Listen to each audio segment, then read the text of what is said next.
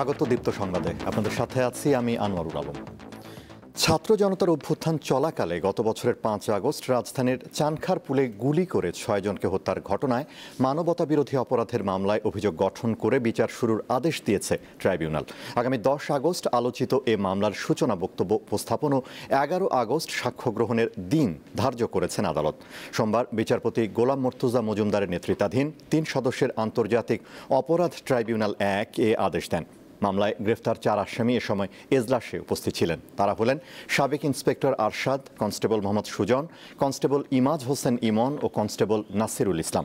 এছাড়া আলোচিত এ মামলার পলাতক ৪ আসামি হলেন ডিএমপির সাবেক কমিশনার হাবিবুর রহমান, সাবেক যুগ্ম কমিশনার সুদীপ কুমার চক্রবর্তী, রমনা অঞ্চলের সাবেক অতিরিক্ত উপকমিশনার শাহ আলম মোহাম্মদ আক্তারুল ইসলাম ও রমনা অঞ্চলের সাবেক সহকারী কমিশনার মোহাম্মদ ইমরুল।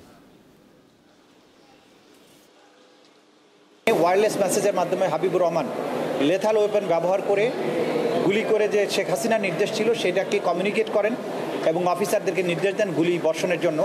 এবং সেই নির্দেশের প্রেক্ষিতে আসামি হাবিবুর রহমান, সুদীপ কুমার চক্রবর্তী, শাহ আলম মোহাম্মদ আক্তারুল ইসলাম এবং ইমরুল, এই ৪ জন অফিসারের সরাসরি নির্দেশ তত্ত্বাবধানে বাকি ৪ জন আসামি আরশাদ হোসেন, সুজন হোসেন, ইমাজ হোসেন ইমাম এবং নাসিরুল ইসলাম, যারা ঘটনাস্থলে প্রেজেন্ট থেকে আরশাদ হোসেন একজন ইন্সপেক্টর হিসাবে বাকি আসামিদেরকে সরাসরি প্রত্যক্ষ তত্ত্বাবধানের মাধ্যমে চাইনিজ রাইফেল, শটগান এবং অন্যান্য আগ্নেয়াস্ত্র ব্যবহার করে নিরস্ত্র বিক্ষোভকারীদের গুলি করে হত্যা করে। মাত্র একটি বাক্য যা গতিপথ পাল্টে দেয় বৈষম্য বিরোধী ছাত্র আন্দোলনের। কোটা আন্দোলনকারীদের রাজাকার হিসেবে মন্তব্য করে নিজের পতন দ্রুততর করেন সাবেক প্রধানমন্ত্রী শেখ হাসিনা। গত বছর আজকের এই দিনে কটু মন্তব্যটি ঘিরে পরবর্তীতে তৈরি হয় সরকার বিরোধী বহু স্লোগান। মুক্তিযোদ্ধাদের নাতিপুতিরাও পাবে না, তাহলে কি রাজাকারের নাতিপুতিরা পাবে? সেটা আমার প্রশ্ন, দেশবাসীর কাছে প্রশ্ন। ২০২৪ সালের ১৪ জুলাই সংবাদ সম্মেলনে কোটা সংস্কার আন্দোলনকারীদের উদ্দেশ্যে এমন কটু মন্তব্য করেন তৎকালীন প্রধানমন্ত্রী শেখ হাসিনা। যে রাজাকারের নাতিপুতিরা সবকিছু পাবে, মুক্তিযোদ্ধারা পাবে না। অপরাধটা কি?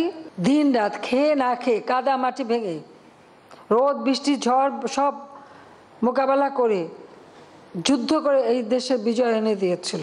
আগুনে ঘি ঢেলে দেওয়ার মতো বেফাঁস মন্তব্য করে এরপর আর পার পাননি শেখ হাসিনা। ওই দিন রাতেই উত্তাল হয়ে ওঠে ঢাকা বিশ্ববিদ্যালয় এলাকা। শিক্ষার্থীদের তীব্র প্রতিবাদের ধ্বনি আকাশে বাতাসে ছড়িয়ে যায় বিশ্ববিদ্যালয়ের আশেপাশের এলাকায়।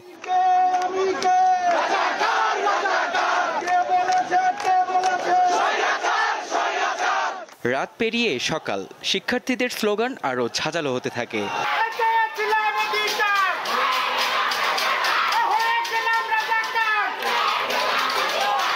হঠাৎই শিক্ষার্থীদের উপর হামলা, ছেলে মেয়ে নির্বিচারে সবাইকে বেধড়ক মারধরের চিত্র মুহূর্তেই ছড়িয়ে পড়ে সামাজিক যোগাযোগ মাধ্যমে। ওরা বেধড়ক মারতে থাকে, মারতে মারতে যেটা হয়ে যায় একটা সময়কে আমরা দেখতে পাই যে বাসের ভিতরে ওরা লাঠিসোঁটা নিয়ে পেটাতে থাকে, যারা বের হচ্ছিল সবাই বের হয়।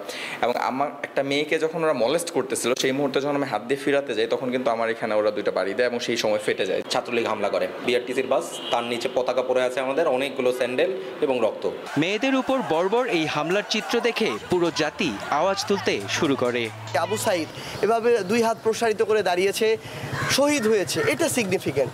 আমার একজন বোন ঢাকা বিশ্ববিদ্যালয়ে, তাকে ছাত্রলীগ, আওয়ামী লীগ, যুবলীগের সন্ত্রাসী ক্যাডার আক্রমণ করেছে, পুরো মুখ রক্তে রঞ্জিত হয়েছে। ভয়ে জুবুথুবু হয়ে তার হাত এভাবে দিয়ে সে নিজেকে প্রোটেক্ট করার চেষ্টা করেছে। এই একটা ছবি কিন্তু পুরো বিশ্ব বিবেককে নাড়িয়ে দিয়েছে। একটি নৈতিক দাবি ছিল এবং ন্যায্য অধিকারের জন্য আমরা আন্দোলন করছিলাম, তখন সেটাকে যে বাজেভাবে ট্যাগিং করা হয়েছে এবং রাজাকারের মতো শব্দ দিয়ে যখন ট্যাগিং করা হয় তখন কিন্তু শিক্ষার্থীরা সেটিকে প্রতিবাদ জানিয়েছিল এবং তার এই ট্যাগিংকে, তার এই উপহাসকে কিন্তু তারা প্রত্যাখ্যান করেছিল। তখনই আসলে অনেকটা স্পষ্ট হয়েছিল যে ব্যাপারটা আসলে কোটা সংস্কার আন্দোলন থেকে রাষ্ট্র সংস্কার আন্দোলনের দিকে মোড় নিচ্ছে। পরবর্তীতে সরকার দুঃখ প্রকাশ না করায় এবং ছাত্রলীগের হামলায় এই আন্দোলন স্বৈরাচার পতনে রূপ নেয়। মেহেদী হাসান, দীপ্ত সংবাদ, ঢাকা। রাজধানীর পুরান ঢাকার মিটফোর্ডের সামনে হত্যাকাণ্ডকে রাজনৈতিক উদ্দেশ্যে ব্যবহারের অভিযোগ তুলেছে বিএনপি।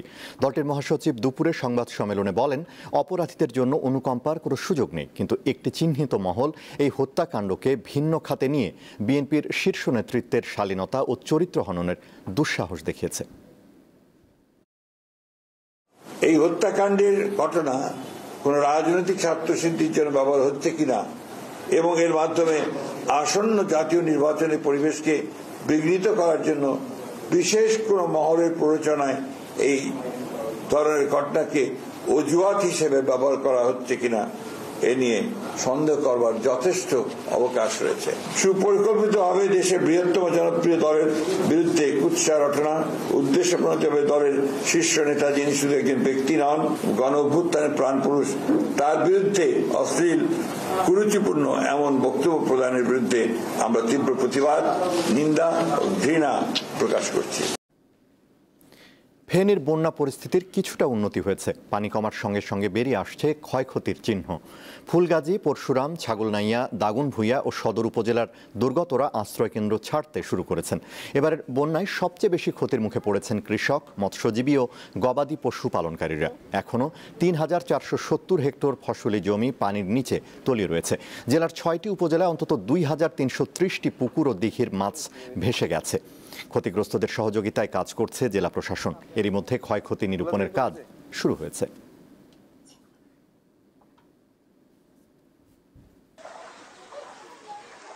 সর্বশেষ তথ্য মতে আমাদের ১২১টি গ্রাম থেকে পানি নেমে গিয়েছে। এখনও প্রায় ১৬টি গ্রামে পানি আছে। আমাদের এই মুহূর্তে ৪৫০ শতাধিক মানুষ আশ্রয়কেন্দ্রে আছেন। বাকিরা সবাই প্রায় ৯,০০০ মানুষ যারা আশ্রয়কেন্দ্রে আশ্রয় নিয়েছিলেন তারা নেমে গিয়েছে।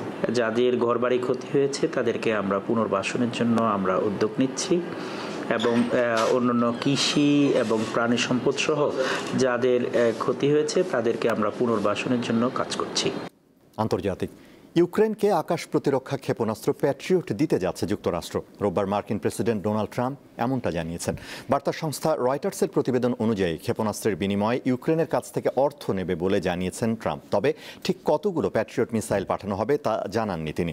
এ সময় ফের রুশ প্রেসিডেন্টের সমালোচনা করেন মার্কিন প্রেসিডেন্ট। ট্রাম্প বলেন, রাশিয়ার প্রেসিডেন্ট সকালে ভালো কথা বলেন কিন্তু সন্ধ্যায় বোমা হামলা চালান।